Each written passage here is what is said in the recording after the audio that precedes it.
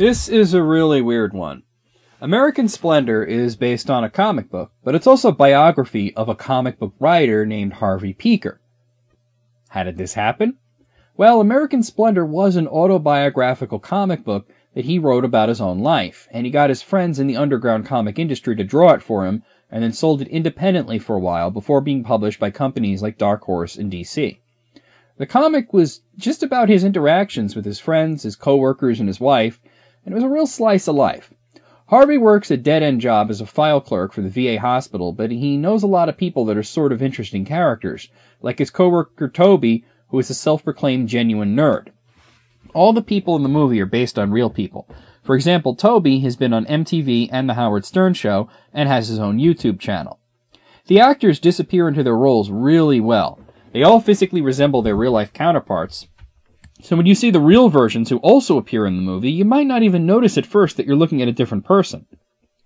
One example is you'll see Paul Giamatti playing Harvey in the green room of the Letterman show, but when he goes on Letterman, they use footage from the actual appearances, except for the last time Harvey appeared in which he insulted Letterman, which is shot from behind like the Steinbrenner scenes from Seinfeld.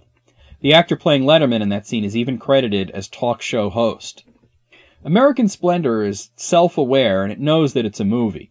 The real Harvey Pekar does the voiceover narration and refers to this as being a movie several times, and scenes with the real Harvey and his wife are shot documentary style, while when Paul Giamatti is playing Harvey, it's like a regular movie, but occasionally people can be replaced by comic book drawings of themselves.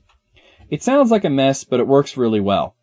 Harvey is having a rough time in his life. His second wife leaves him for being boring. He's working the same dead-end job for years and really has nothing going on for himself. He meets Robert Crumb, and they become friends due to their musical tastes and their comic book affinities. And one day, Harvey makes up a stick figure comic book about his own life, but decides not to emphasize anything or sugarcoat anything.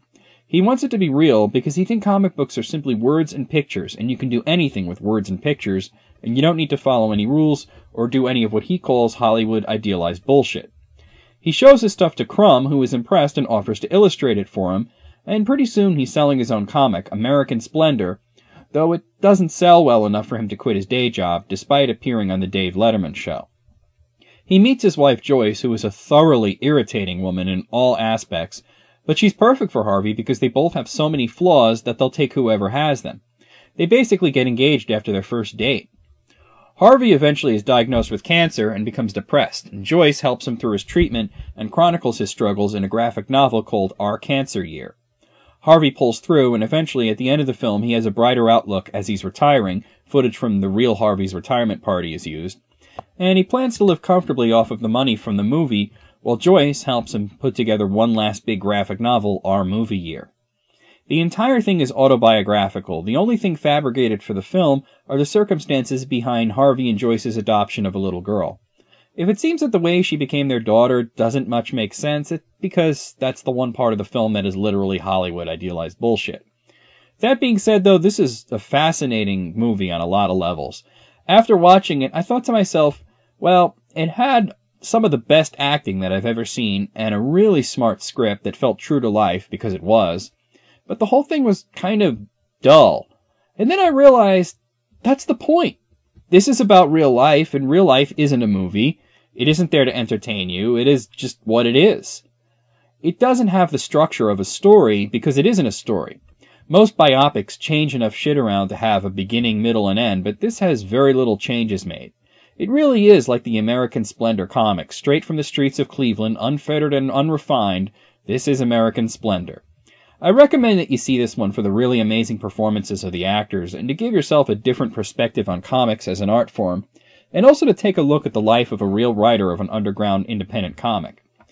It'll change the way that you think about things. It's not highly entertaining, but it did hold my interest throughout it by being fascinating. Even though it has actors, sets, and a script, it's less like the feeling of watching a movie and more like the feeling of watching a documentary or home movies. That being said, it's very hard to rate this movie, as I'm sort of discarding the entertainment value here.